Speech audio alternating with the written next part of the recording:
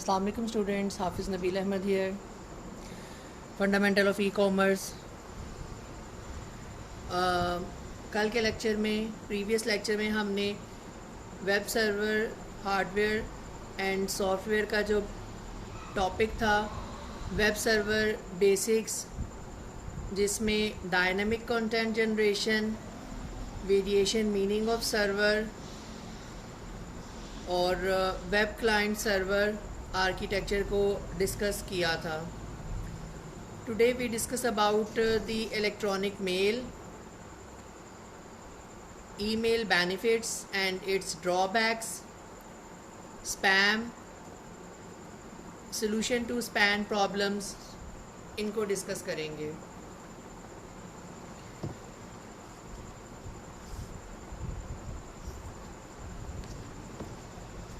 Electronic mail और email. Although the web, with its interaction between web servers and clients, is the most important technology used in the electronic commerce today, many buyers and sellers use email to gather information, execute transactions, and perform other tasks related to electronic commerce. Email originated in the 1970s on the ARPANET. Today, email is the most popular form of business communication, far surpassing the telephone, conventional mail, and fax in volume. Email benefits. Email is the one of the first internet application. It was one reason that many people were originally attracted to the internet. Email conveys messages from one destination to another in a few seconds. Messages can contain simple ASCII text, or they can contain character formatting similar to word processing programs. One useful feature of email is that documents, pictures, movies, worksheets, or other information can be sent along with the message itself. These attachments are frequently the most important part of the message. A business email message attachment might contain an invoice, a 200-page wholesale catalog, or a set of web pages that describe the company's products. Many electronic commerce sites use email to confirm the receipt of customer orders and then the shipment of items ordered. Software vendors can also use email to send information about a purchase to the buyer. Many online stores use email to announce specials, sales, or to keep in touch with customers. Email drawbacks. Despite its many benefits, email does have some drawbacks.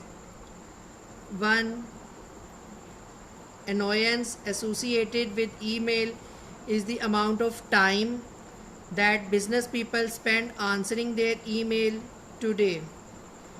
Researchers have found that most managers can deal with email messages at an average rate of about 5 minutes per messages.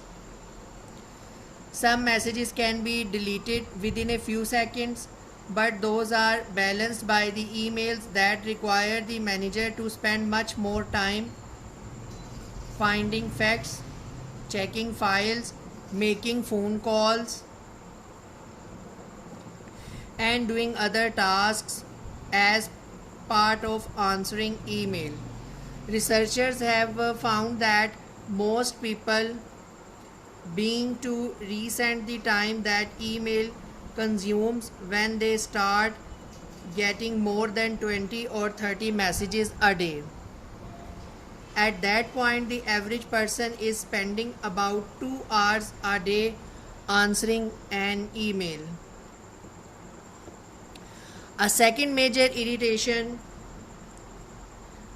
brought by email is the computer virus, more simply known as a virus, which is a program that attaches itself to another program and can cause damage when the host program is activated. Recall that email messages can carry attachments. Although attached files usually carry useful information, they also can contain viruses. Using virus protection software and dealing with email security threats is a cost that all must bear for the convenience of using email.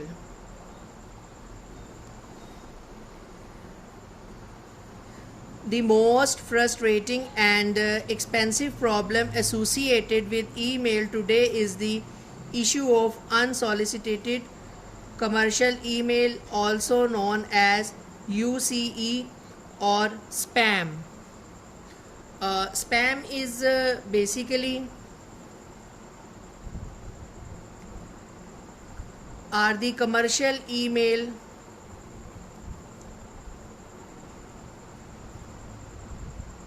and according to the research, during one research 24-hour period, researchers estimated that 220 billion spam email messages were sent.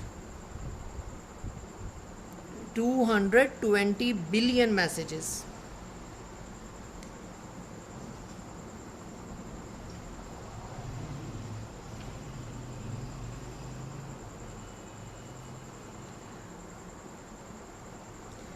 A number of companies now offer software that organization can run on their email server computer to limit the amount of spam that gets through to their employees.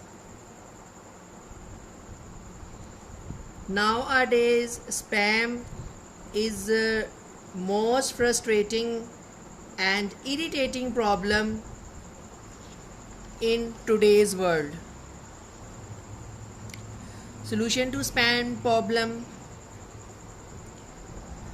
as spam has grown to become a serious problem for all users of email, the methods used to limit spam and its effects have taken various forms. Some of these approaches require the passing of laws, and some other require technical changes in the mail handling system of the internet. Other approaches can be implemented under existing laws and with current technologies, but only if large number of organizations and businesses cooperate. A few tactics that reduce spam can be undertaken by individual email users.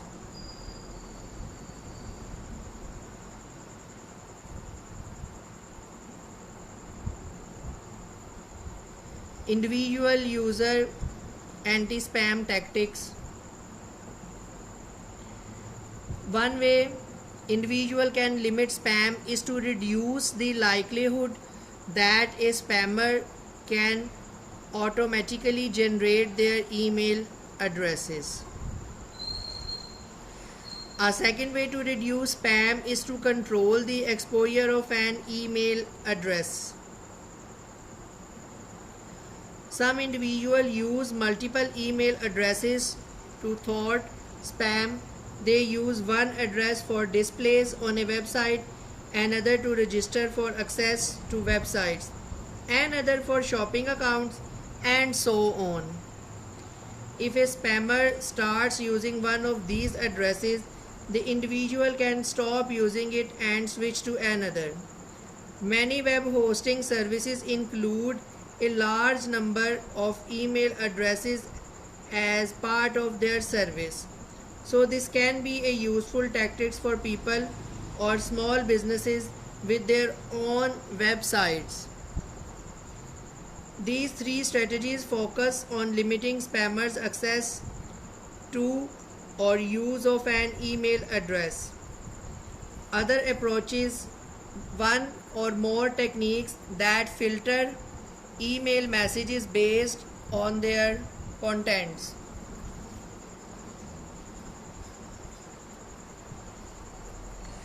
Basic content filtering. All content filtering solutions require software that identifies content elements in an incoming email message that indicate the message is or is not spam. The most common basic content filtering techniques are blacklists and whitelists. A blacklist spam filter looks for from addresses in incoming messages that are known to be spammers. A whitelist spam filter examines from addresses and compares them to a list of known good sender addresses. A whitelist filter is usually applied at an individual user level. Although it is possible to do the filter or filtering at the organization level if the email administrator has access to all individual addresses books. The main drawback to this approach is that it filters out any message sent by unknown parties, not just spam, because the number of false positives can be very high for whitelist filters. The rejected emails are always placed into a review mailbox instead of being deleted.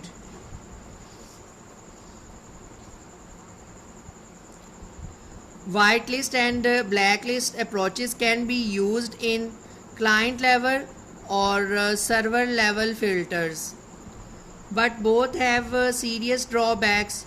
To overcome these drawbacks, the two approaches are often used together or with other content filtering approaches to achieve an acceptable level of filtering without an excessive false positive rate. Challenge response content filtering. One content filtering technique uses a whitelist as the basis for a confirmation procedure. This technique, called challenge response, compares all incoming messages to a whitelist. If the message is from the sender who is not on the whitelist, an automated email response is sent to the sender. This message asks the sender to reply to the email. The reply must contain a response to a challenge presented in the email. These challenges are designed so that a human can respond easily, but a computer would have difficulty formulating the response.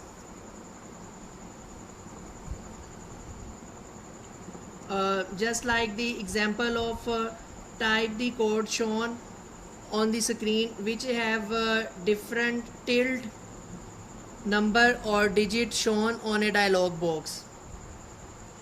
The major drawback to challenge response system is that they can be abused. Another issue with the challenge response system could arise if they were to become widespread. Most mail that any individual receives from unknown sender is spam, A challenge response system sends a challenge message to every unknown sender. That is, for every spam message received, a second email is sent. Advanced content filtering. Advanced content filters that examine the entire email message can be more effective than basic content filters that only examine the message headers or the IP addresses of the email's sender. Creating effective content filters can be challenging. Many advanced content filters operate by looking for spam indicators throughout the email messages.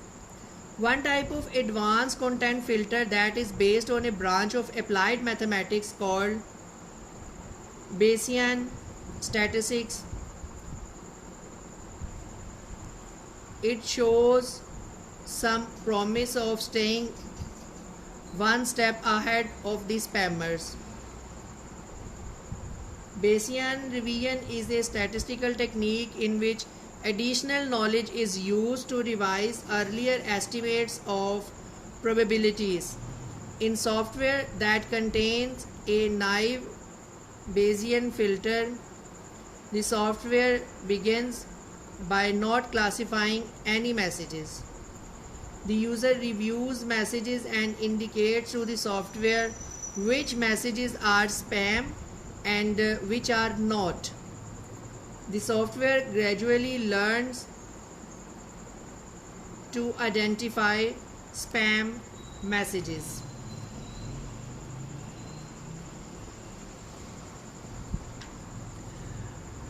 After seeing a few dozen messages classified, the Navian Bayesian filter can successfully classify spam messages about 80% of the time.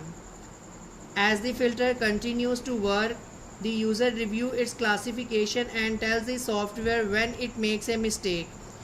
After classifying a few hundred messages, a naive Bayesian filter are highly effective and have low false positive rates. Typically reach correct spam classification rate about 95%.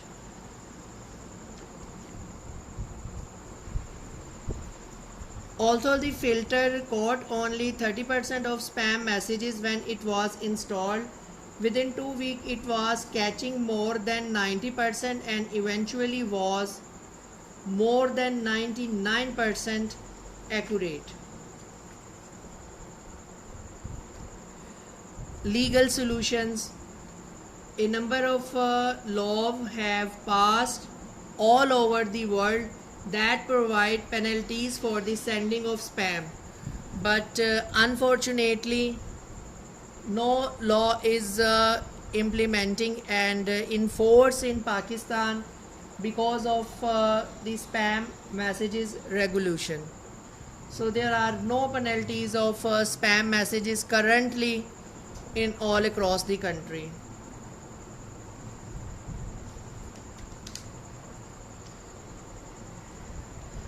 Technical solutions.